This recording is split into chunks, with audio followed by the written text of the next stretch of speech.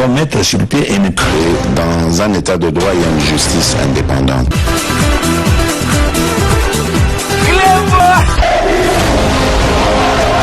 Ce n'est pas pour rien qu'il faut des conseils.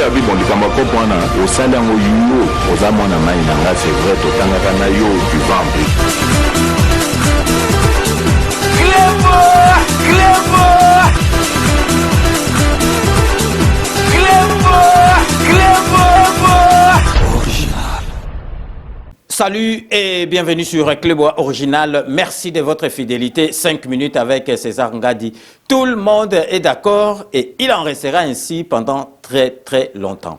Avant la bande émission Nangaya Lelo Bomoni, bien sûr, les versions Oyo ya la musique ya Libanda. Je tiens vraiment à remercier Batunio, surtout Oyo Babanda qui vraiment encourager biso parce que tout qui cause suspension ya compte na biso principal au to sala ba émission to bano sala na compte au mususu ya sika to check message mais ba te belé ba moneki message wana te pour ba s'abonner na compte au mususu donc to banda toujours ko tourner l'émission mais ba te belé ba salaki comme on a yangoté donc ba to ba benginga et belé qu'est-ce qui se passe grand prêtre qu'est-ce qui se passe vieux César qu'est-ce qui se passe donc vraiment toza comme on a yoté aux ali malade makam et belé donc toza qui ka ko tourner l'émission mais to banda ko tourner yango na compte mususu donc là vraiment tozongli compte na biso principal donc merci vraiment donc na intérêt na bino bozalaka nango donc à ma personne par le biais de 5 minutes avec César Ngadi donc tozongi pe tozozala kaka donc vraiment lelo émission à lelo tokokaki jamais kotika yango parce que c'est le cas qui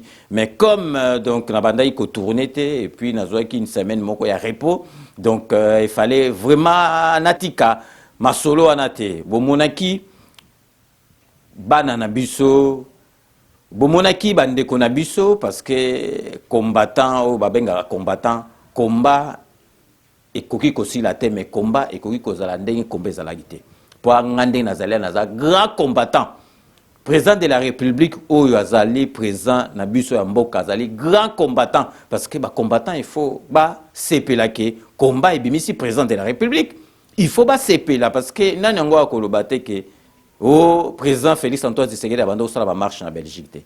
Donc azali combattant donc combat et bimisi président de la République. Mais to monaki awa batu batelemi donc ba combattant oyo asikoyo to ebité combat parce que combat ezali sous ate combat ekomi na Kisasa et puis combat ezandenga kalaté. Donc Kabila dégage ezali te que Félix Antoine Tshisekedi dégage. Donc combat oyo kalato bandaki ko bunda yango poto longola étranger na esika zalaki ko kumbela mboka na biso tozwa mutu mususu mwana mboka bozali ko se souvenir que batunyo so bandolo baizala tambwa ezala taba ya esika wana isifika ke kanambe alongwa lelo tozwi mwana mboka mais tozali komona vraiment makamususu zali ko leka na mboka na biso tozali ko comprendre te soki congolais alingi nini donc division oyo kota na donc une certaine catégorie à congolais division quota na efsaka yango nako tikaka yango te ezali mutu amema division wana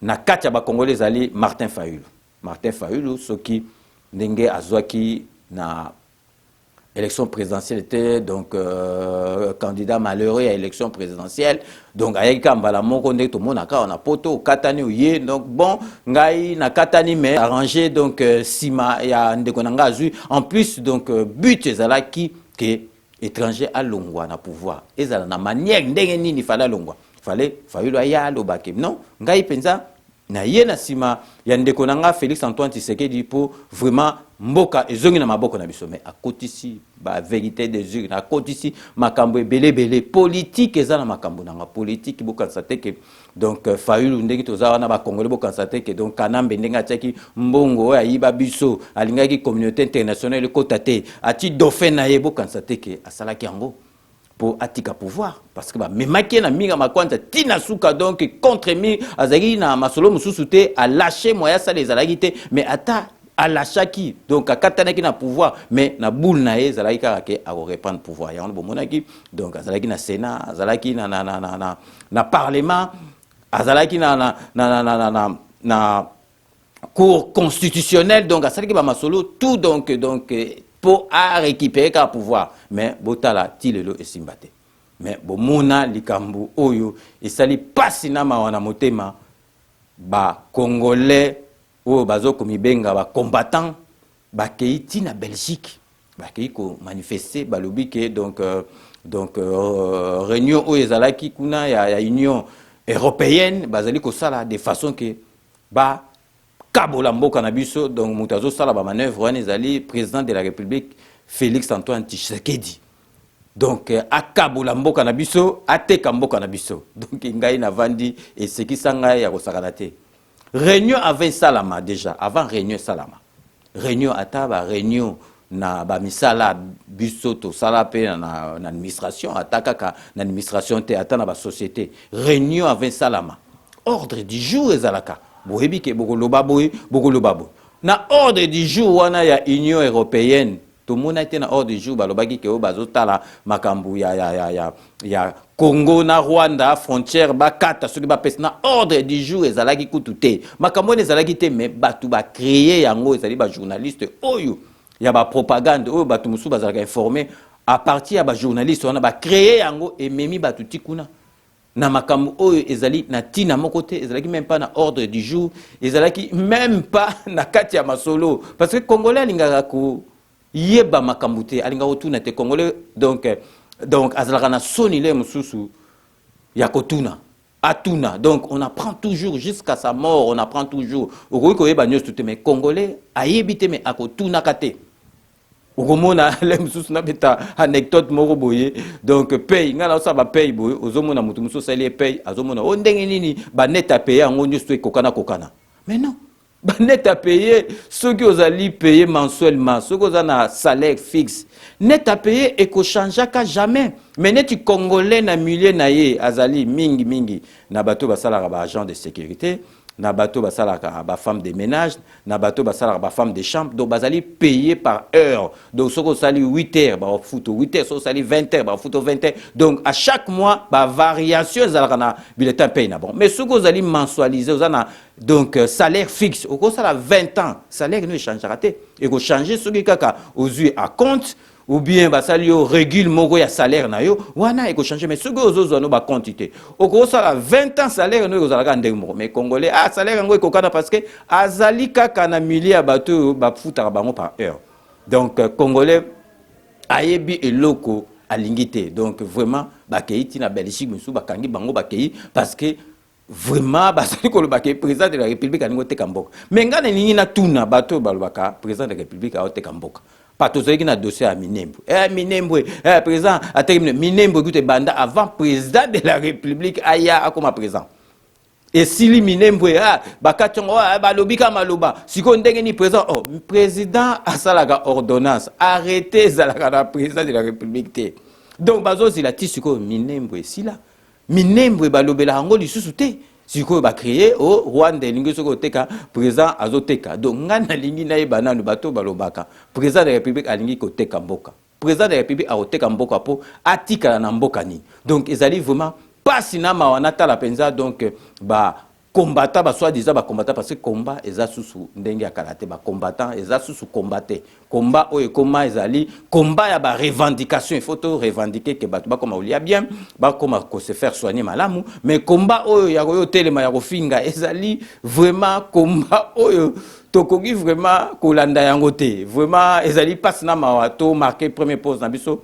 déjà tokobanda toujours na masolo on a été beta boyebi na epsaki binoke 5 minutes avec ces angles du club original. Tozo Mbappé batte belé boyebi ke toyamba batte belé toyamba Chouamboma toyamba Papi Volcan tokoyamba batu oyo bazana discours moko différent na discours na biso pour te comprendre ndenge ni bango bazo réfléchir ndenge moko na biso te ndenge ni bango bazo mona makambo biso tozo mona te bomona président de la République même akenda na loja a mutaya lobi ne lobi mais boyeba ke démocratie zali yo ato lobi bo yoka muninga makambo loba. Merci papa. Tobunda pona ba congolais bazwa courage ya koloba ba opinion na bango. Merci papa. Na makambo lobi ofingi motote otongi motote o lobi eloko yo liberté zali tida yo loba opinion na yo. Merci papa na papa. Mende na kosenga binobe bo respecter pe ba opinion ya bato yo bazali ko kanisa lo bino te Yangwana mboka etonga makandeng wana. Yo pesi ya yo, ba respecte yo. Oyo baza contre yo, yo respecte yo. Lobine bon, wana pe opinion na yo.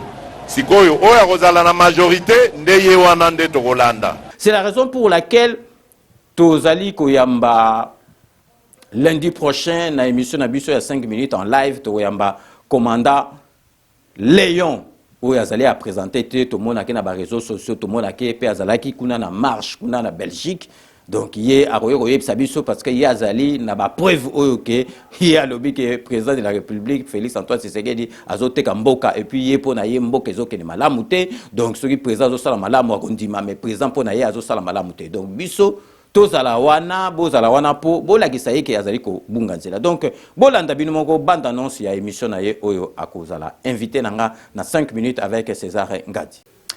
Toujours na philosophie ya président Nabiso de la République oyo azo prôner vraiment démocratie, liberté d'expression donc na 5 minutes boyebi ke tokoma ko bengisa batu mususu oyo bazali na maloba moko na bisote mais bazali bana mboka il faut to yoka bango na yebi ke batu mususu bakoloba non il faut pas ko benga ka batu aboye mais non boyebi président de la République na biso na loja oya lobaki na kanisi na tieli bino ndambu boyoka oye moko président de la République na loja lobaki po na démocratie na liberté d'expression. Merci papa. Tobunda pona ba Congolais bazwa courage ya koloba ba opinion na bango. Merci papa. Na makambo lobi ofingi motote, otongi motote, olobi eloko yo liberté ezali kotida yo loba opinion na yo. Merci papa, papa. Mende na kosenga bino be bo respecter pe ba opinion ya bato yo bazali kokanisa loba bino te. Yangwana mboka etonga makandeng wana. Yo pesi ya yo ba respecter yo. Oyo baza contre yo, yo respecter yo. Lobine bon wana pe opinion na yo. Sikoyo, oya kozala na majorité, ndeye wana nde tokolanda. Donc c'est la raison pour laquelle lundi oyo, il y a le 7 mars 2022, à partir à 21h, Toko Yamba na émission na biso, commandant Léon. Ouais, Nazali invité lundi, na Kleboa, et pas à M. César Ngadi, pour la Koloba Makambo, Maïmatali Congo, na ndenge tokendaki na Belgique, na Bruxelles, to contrecarrer aux qui makanisia Union européenne pour la kotala kokata kokereva ba frontière na biso ya mboka Congo mais tozongi yango na leki pour na koyebisa ba mboka ba peuple congolais likambo nini ya solo oyo elekaki kuna na terrain pa tozalaki. Commandant Léon azali mutu ya représenter Susute bomona ke na ba réseaux sociaux bomona ke na ba marche partout donc akoya po ye alobi ke président de la République Nabiso Fachi Beton azali kote kamboka azali na ba preuve bakendaki marche na Belgique grâce à marche wana donc yangwana Union européenne et changeaki ordre du jour baboyaki ko kata masolo ya mboka na biso po bapesa ngo Rwanda ya azali na ba preuve et puis azali na makambo ebele ya koloba pona kolakisa ke mboka ezali kokende malamu te. Ezali ndeko abino les résistants combattants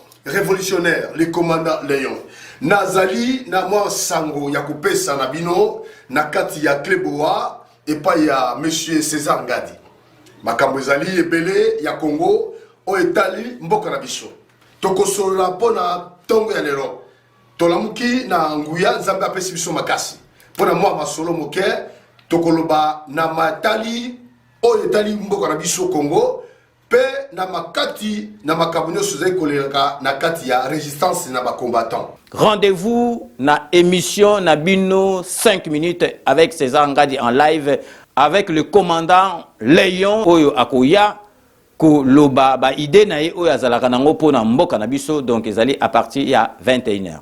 Soki moto azali kolabo Tokyo na likambo po on ndenge azali wa mboka oyo nazoko bundela mboka na bosolo nazoko bundela mboka na lokuta te nazoko bundela mboka teke ponga lelo lobi ba futa ngai mbongo na bato bazo iba mbongo kuna na Kisasa ba corrompre ngai na zo mbongo na bango na tsenga libende na ngai na mofuku na ngai et puis na banda kosala discours contraire na oyo na kati ya lingoba ya résistance eloko wana ezali malamu te eloko oyo tozoli beta nango sete ezali malamu te soki yo omoni ke okoki komba te olembi obundi ebele yo olembi ndeko na ngai na lobi na yo kende ofana ndako na yo kende kofana ndako na yo koya koluka baproblème na kati ya combat te parce que combat ezali peuple congolais combat ezali yo te yo moko te combat ezali Congo tozali kobunda mpona Congo mpona mboka na biso ya libération ya Congo tozali kobunda mpona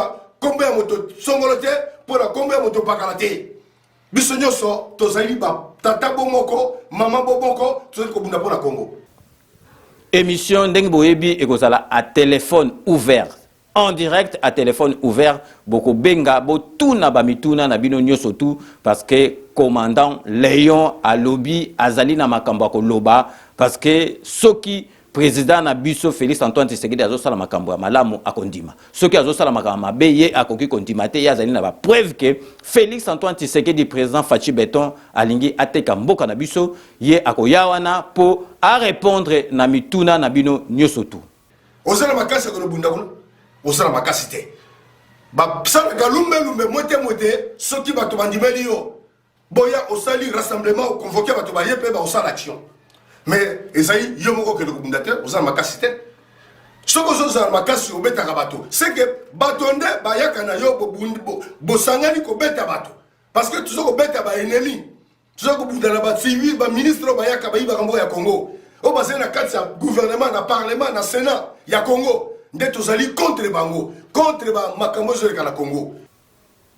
Rendez-vous lundi 7 mars 2022 5 minutes avec César Ngadi en direct sur Cléboa Original. Lundi na kozala bino pona mwa masolo ingeta mbote mingi na bino baso nzabe abatela bino.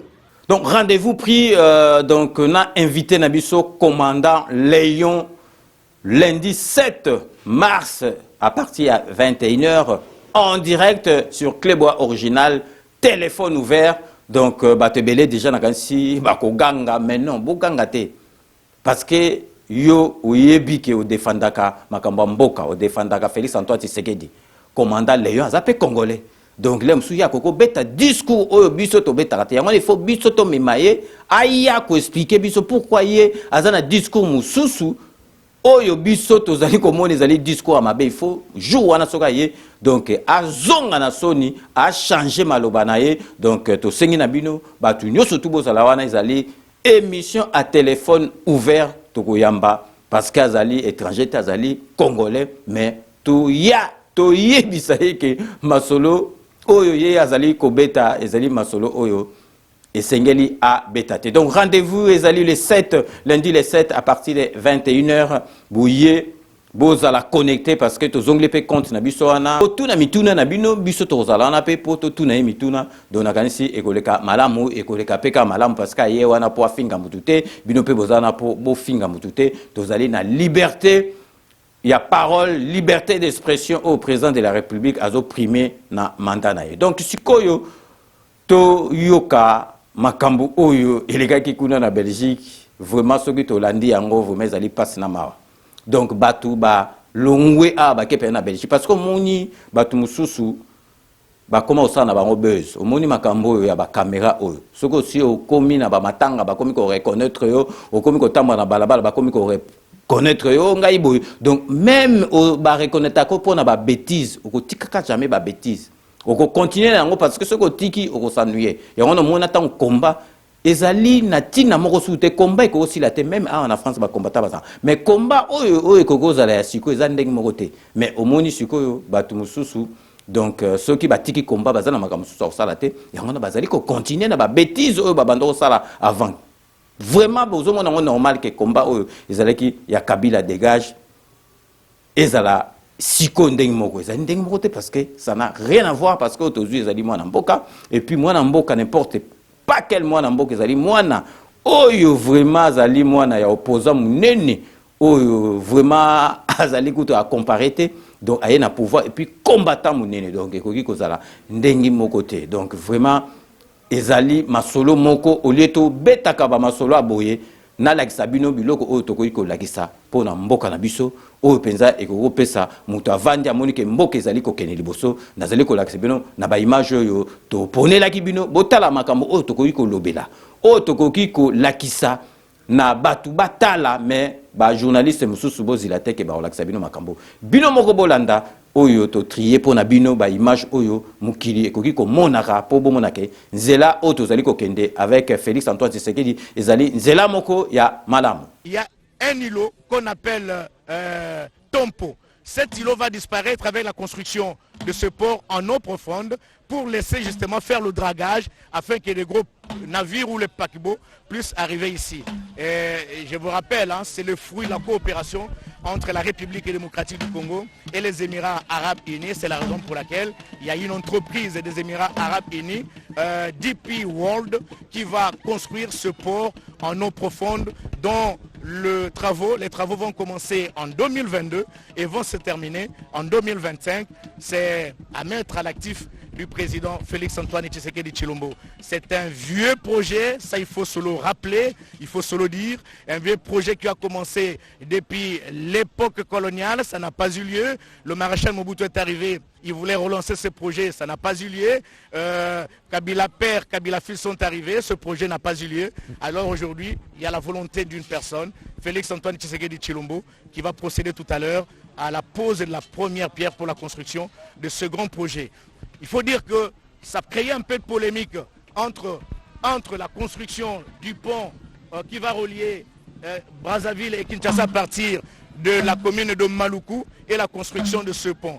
Si le président Tshisekedi avait accepté de construire seulement ce pont entre Kinshasa et Maluku, pour relier Kinshasa et Maluku à partir du pont, ça serait une façon pour lui de délivrer le certificat de décès sur le plan économique à la province du Congo central. Et il n'a pas voulu, il a dit on va le faire concomitamment.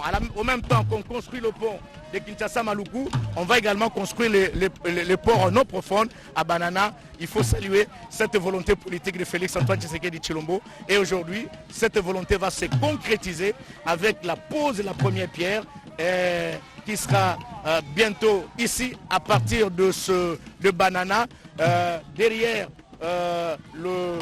non loin de l'embouchure du fleuve Congo. Très chers téléspectateurs, voilà, c'est bien là, le cortège présidentiel. Il y a une Jeep blanche qui, voilà, elle est là, que vous n'aviez pas encore vue. C'est l'arrivée du président de la République, Félix Antoine Tshisekedi Tshilombo, sur ce site de Banana. Il doit être l'homme le plus heureux, ça il faut se le dire. Et nous allons le voir, même à travers ou au travers de son expression faciale, comme il a toujours l'habitude de le manifester. Il doit être l'homme le plus heureux, tout simplement parce qu'il avait promis ça pendant la campagne électorale. On ne sait pas comment il est habillé, donc je dirais quelque chose.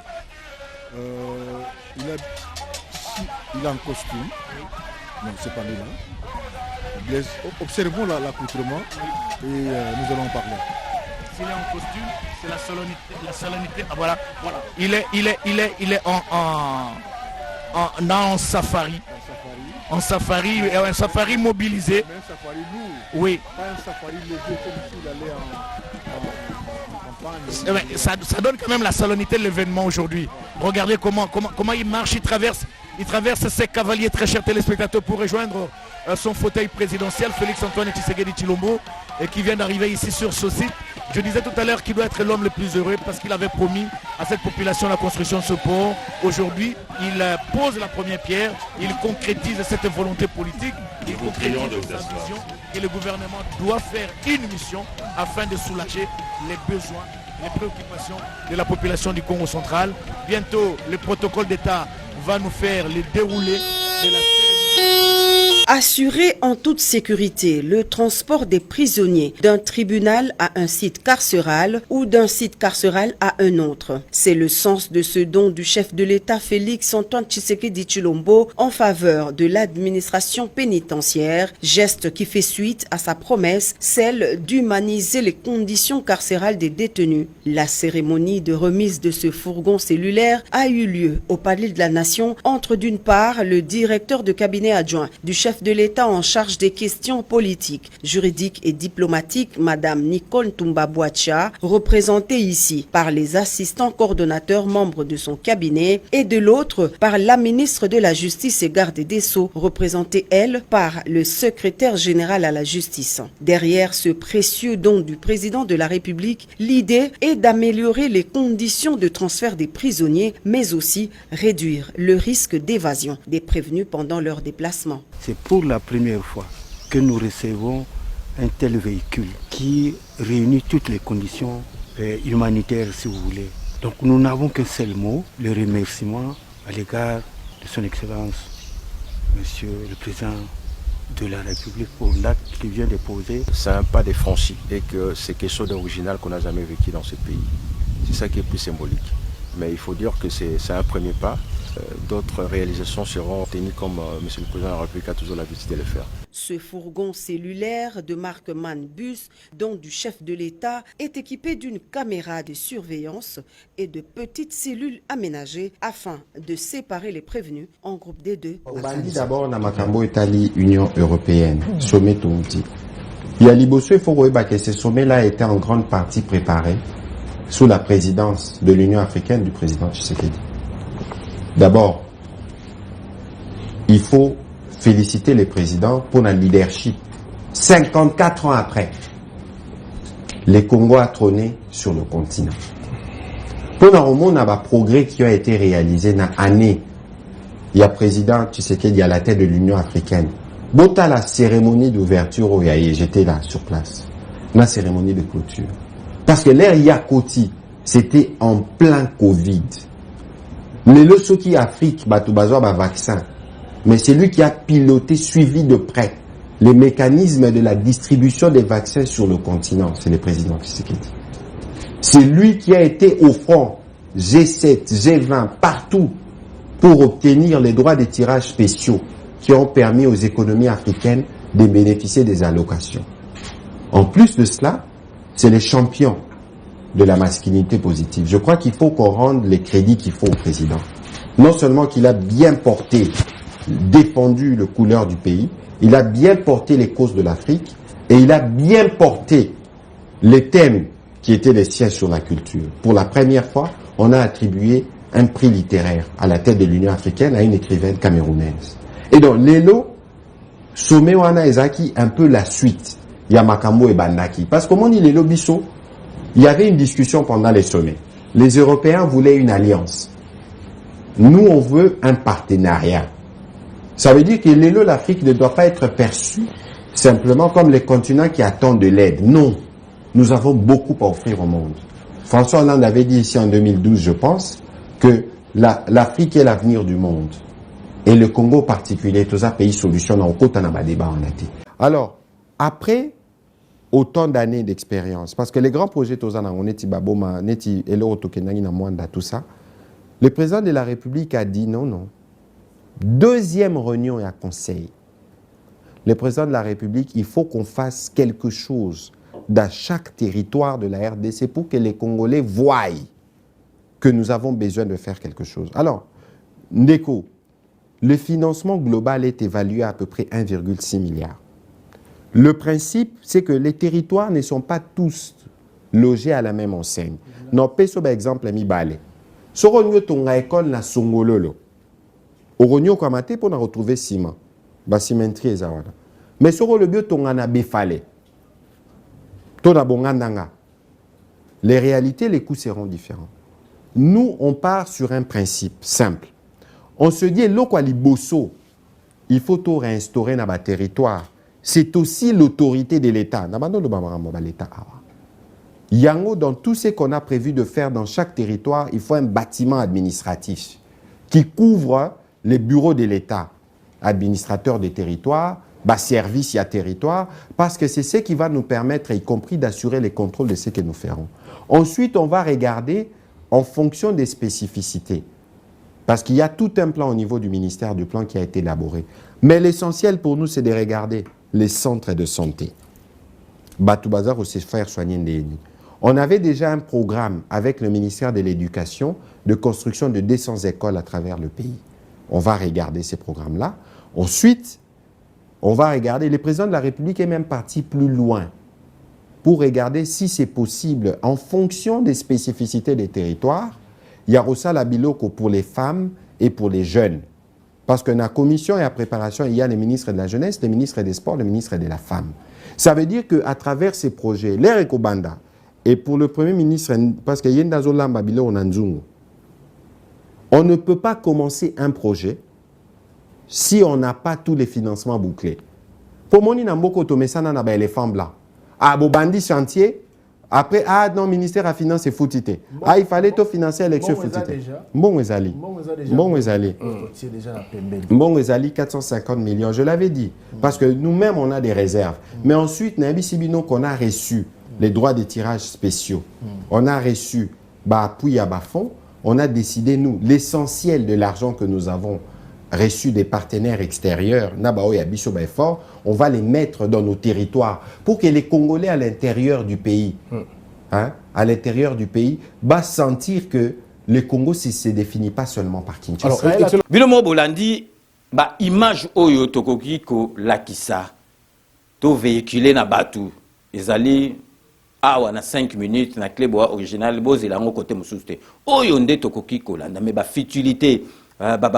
Chose moko baliverne makam moko ezanga tina donc distraction il faut bokeba na émission ya live le kaki donc hier mardi boyokaki honorable Jean Moutala benga lobi ke ndeko moko benga azali pena mutu moko ya mayele alobi na yo zomo nango normal président Félix Antoine Tshisekedi atinda ba soldat na biso ba militaire na biso na Ukraine donc azolo bango sérieusement alobi amonaki yango na internet po bomona danger internet ndengi et pesaka fake news donc ceux qui mutu mususu azali président parce que Congo la vérifié kana été donc andimi yango mutu na pesa zo zongo sérieux donc mboka nini na monde entier basi batindi ba militaire na bango ba na Ukraine ezali te mendengi ni Félix Antoine Tshisekedi da kotinda ya ndimi yango donc pour bomona vraiment makambo oyo yango bomona ke soli kamoke leki 5 minutes telemi la rango to ye to lobby pour vraiment batuba bunga telete pour ba mususu ba vérifier arrêter bazana ba information te batala kaka ba information te mbomoni bato ebele awa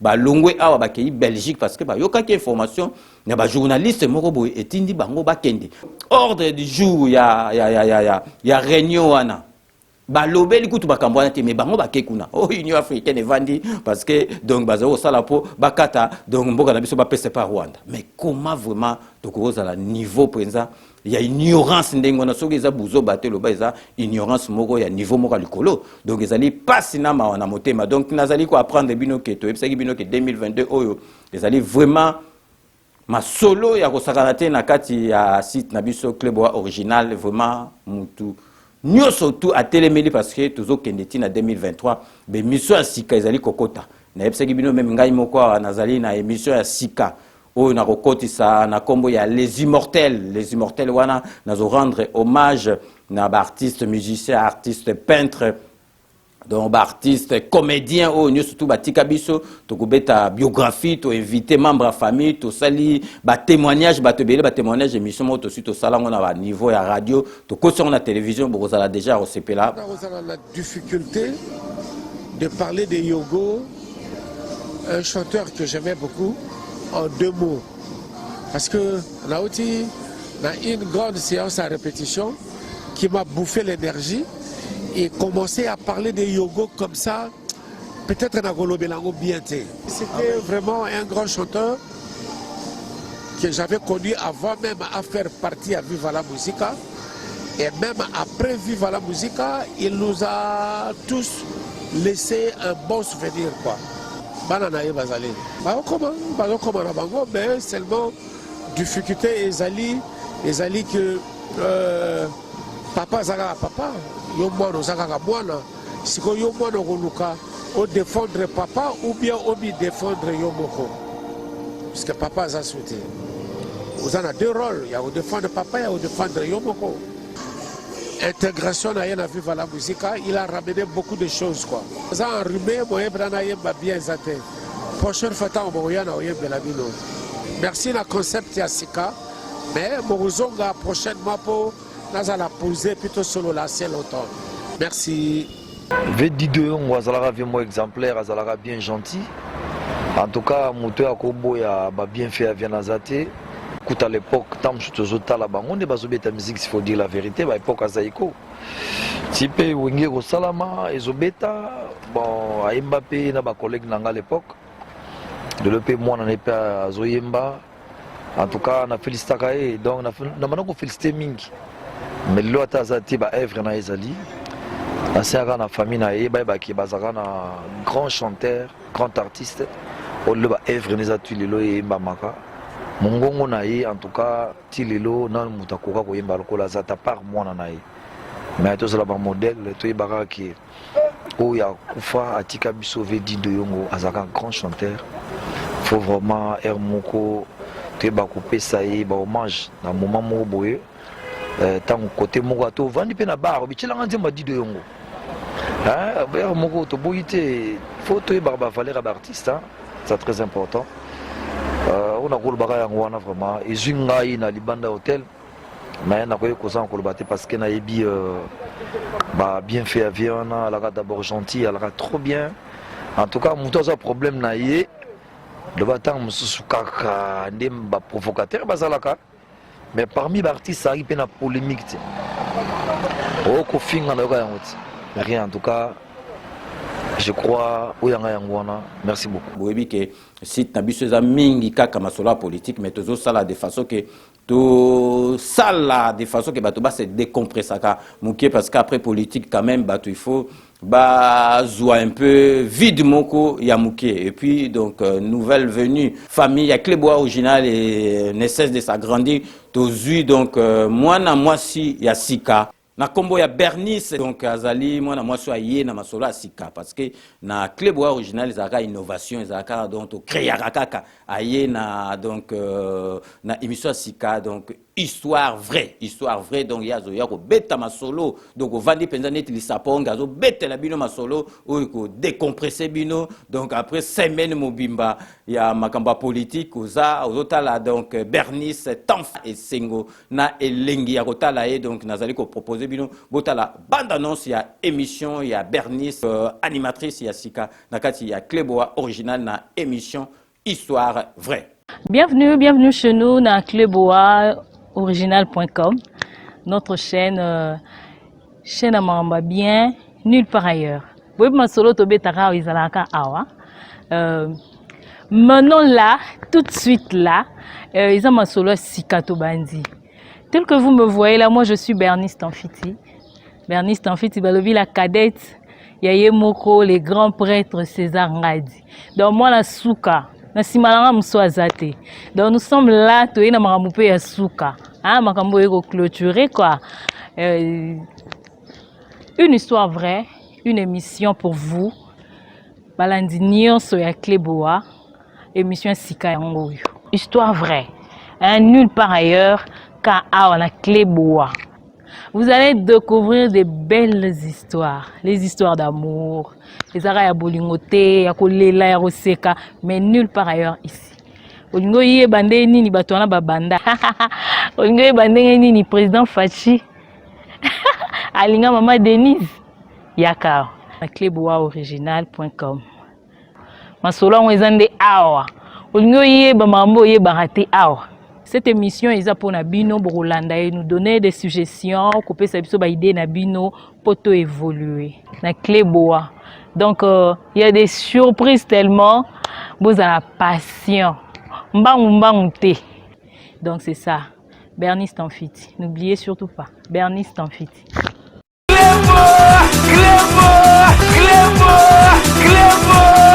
Bino moko boito landa wana bo kanga kombo nae malamu donc Bernice azali wana donc a sepil sabino déjà bino moko bomoni bilengi déjà bozo mona to ba faire donc comme la grand prêtre ba faire ya na Clébois original donc vraiment na comprendre raté mais ezali parce que ba yebi pensa que musala ezala rakoto yo donc Bernice donc vraiment soyez vraiment la bienvenue, vous allez déjà professionnel parce que déjà Gradimou et Azali Naokuna, Azali professionnel, Kelly Kiel, Azali professionnel. Donc dès semaine prochaine déjà, vous découvrez bah émission naie Yassika. Donc que to beta lissu c'était vraiment Azali pas sinama wana motema to tika ko kota na masolo oyo ezangatina congolais bamona kabiso zoba mais tozali bazoba te donc bamikolo wana pe ekoya tokolakisa bino donc pour bato bamona musala ezali kolekana kasi bato mosusu mpe bazali komona ngo bozali komona baministre nyonso tu bazali kolakisa donc masolo moko batiango na ndenge ya redevabilité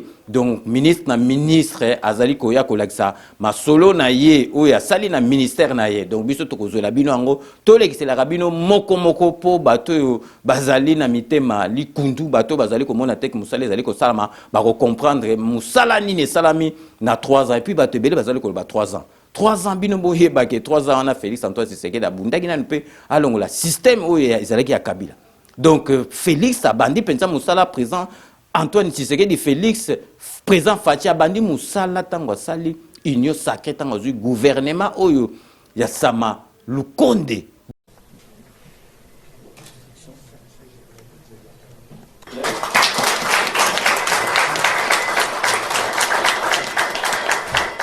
C'est encore ici l'occasion pour moi de le remercier pour avoir pensé à ma modeste. Et celui qui encaisse. La liste du personnel du secrétariat général à la primature. 6. La cité.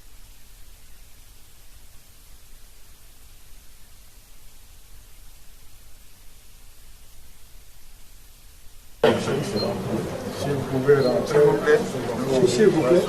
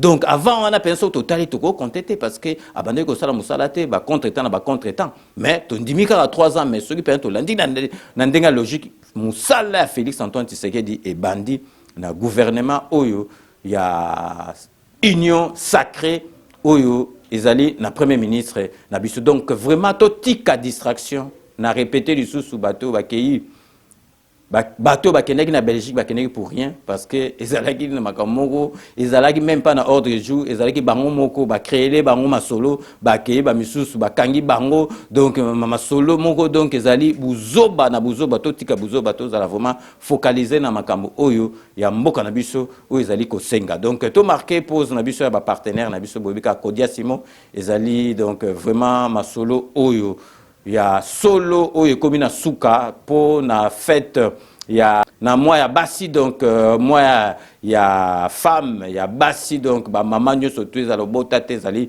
mama donc offre moko salami po na moi oyo ya ba mama donc bozo mona offre salami donc to éviter Kodia Simo ça suni donc pour komi na suka ba offre ezali ya suka parce que en 2023 il faut ba livrer ba ndaku ya liboso donc Kodia Simo donc ezali vraiment makambo oyo penza bosala et komi na suka bobo sanate tozali pe na Sepela TV ezali décodeur oyo ya bana mboka déjà bozo mona publicité vraiment ngana sala donc batutu bazo sala donc soko bengi ba numéro de téléphone olingi la plus rapide okoki kokota na site na bango mbala moko na sepelatv.com donc www.sepelatv.com osombi décodeur osali ba makambo tout na kati ya site wana olieko benga na téléphone et puis bobo sanate donc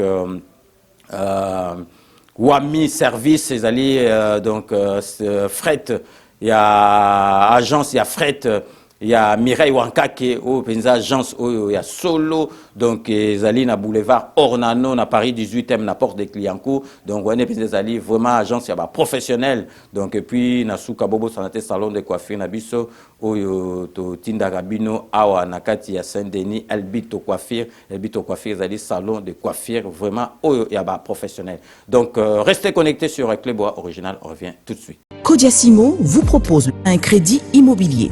Vous êtes du Congo ou de sa diaspora? Vous désirez devenir propriétaire en RDC et faire construire votre maison en toute quiétude? Obtenez votre crédit, puis commencez son remboursement uniquement dès la livraison de votre maison. À la Cité Kimia, nos maisons seront toutes construites aux normes internationales. Situées à seulement 25 minutes de l'aéroport de Njili, 10 minutes de Safari Beach, au cœur de cette cité moderne, vous y trouverez aussi un centre commercial avec plusieurs commerces de proximité.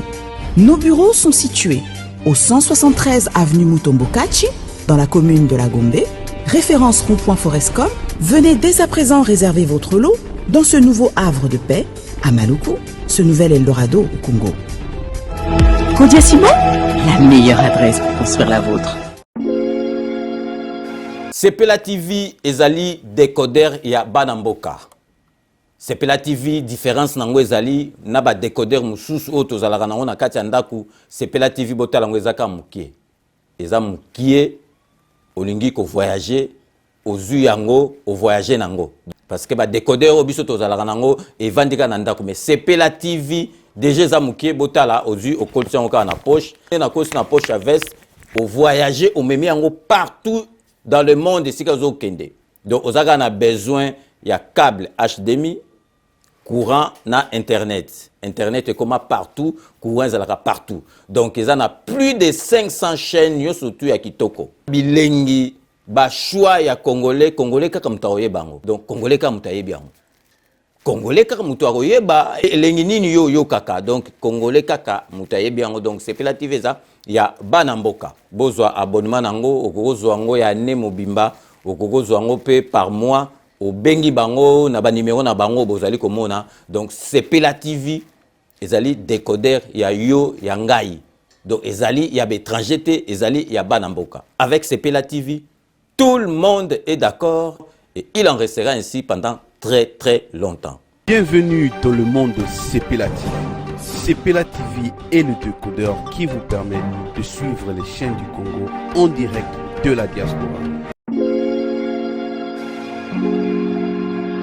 Ndeko ya Congo, tunanga ininyo agence Wami service oyo ya madame Mireille Wakanke azawana mobimba pona bino ba diaspora bolingi kotinda mituka toba kolia ndenge na ndenge kohésité na yote adresse Ezase Moko 5 boulevard Ornano numéro 75 018 na Paris 16e awa na République démocratique du Congo na ville province ya Kinshasa boko zoyango na avenue Maringa numéro 83 référence étoile bleue na commune ya Kasavubu soit bo contacter na ba numéro oyo Maman Mireille Wakanke tata pambola yo na yaka pamba te soko moni na ye kombo na yo na témoignage na yo eke musika pe betinga na motema na mona ba agence na sena moi oyo lukute za makasi na ba agence na escroquerie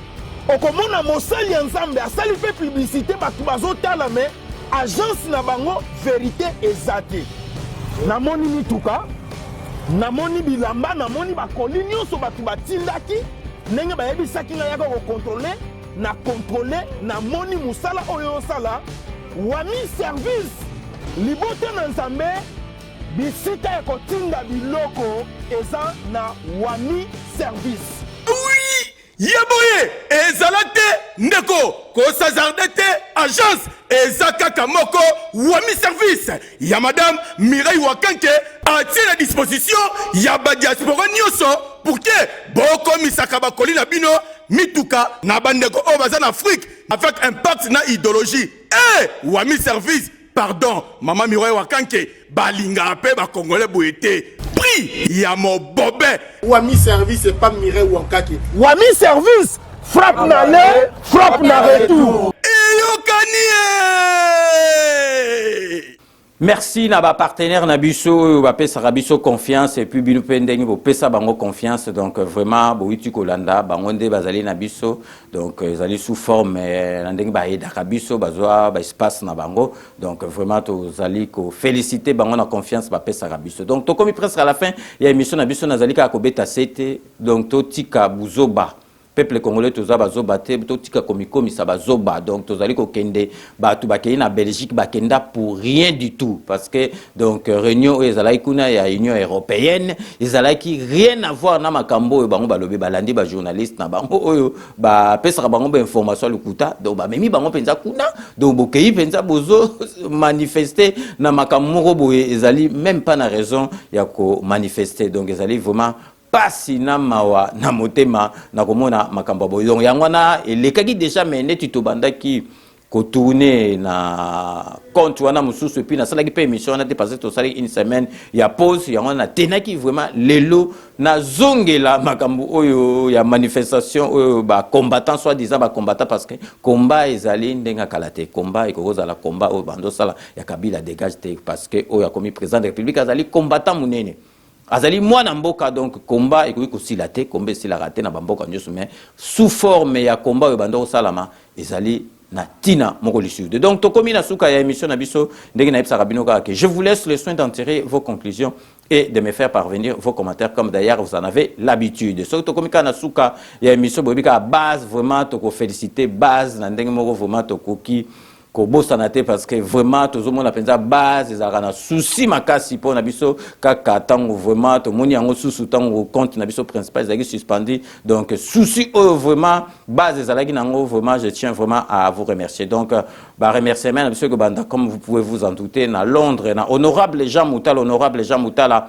merci na nyo surtout au sala rapport na 5 minutes avec César Ngadi to tikali toujours na kati ya Londres pour na repesa donc Jano Matundu, merci. Nanyo surtout au sala rapport na 5 minutes avec César Ngadi, toujours na Catalande, tozali kopé ça. José Kanwa qui kakamene, maître Ouera Mokuna, maître Rajamoule, merci. Nanyo surtout au sala rapport na 5 minutes avec César Ngadi, toujours na Catalande, tokopé ça mbote na Maria la beauté naturelle, merci. Nanyo surtout au sala rapport na 5 minutes avec César Ngadi, tokei na Kati Espagne, pour na kopé ça Beloti Mavungu, vrai chéri Beloti Mavungu, merci. Nanyo surtout au sala rapport na 5 minutes avec César Ngadi tokei na kati États-Unis pour na repesa Mamizoa merci nanyo surtout au sala rapport na 5 minutes avec César Ngadi tokei siko na kati ya Canada pour na repesa mbote na mama na biso Fina Mokonji merci nanyo surtout au sala rapport na 5 minutes avec César Ngadi tozongi awa na kati ya France pour na repesa Shai Mukenge Shai wa balengela mon voisin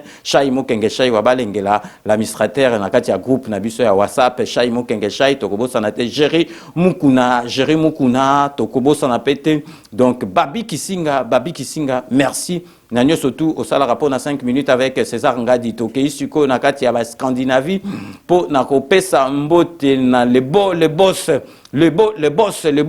merci nanyo surtout au sala rapport na 5 minutes avec César Ngadi ceux qui to tangi le boss tokobosa na te donc muninga na ye o bakola na ye na kombo ya Merlin vient na biso Merlin Kano na kati ya Belgique Merlin Kano merci nanyo surtout au sala rapport na 5 minutes avec César Ngadi tozongi awa na kati ya Paris pour na kopesa donc Alain Delo, merci nanyo surtout au sala rapport na 5 minutes avec César Ngadi toujours na kati ya France tozali ko pesa mbote na Ivesco Fali Lukisa merci nanyo surtout au sala rapport na 5 minutes avec César Ngadi toujours awa na kati ya France tozali ko pesa mbote na Ejide de Fer oya witaki ko fêter anniversaire na ye Ejide de Fer donc bon et joyeux anniversaire même na retard parce que 5 minutes elle est Ejide de Fer donc Woumela parce que toza toujours na besoin na eux toko pesa mbote toujours awa na kati ya France na dokotolo na biso Jean-Paul Jamba merci nanyo surtout au sala rapport na 5 minutes avec César Ngadi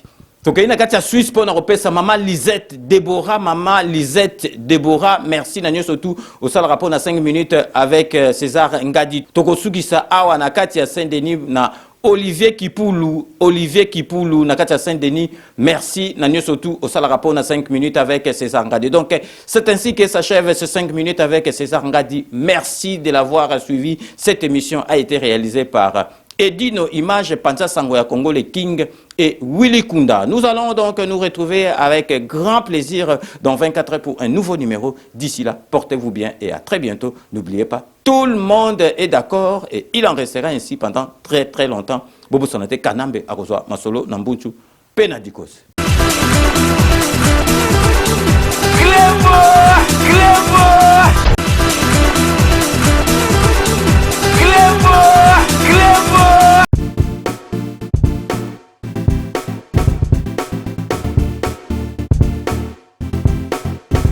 On doit mettre sur pied et dans un état de droit, il y a une justice indépendante.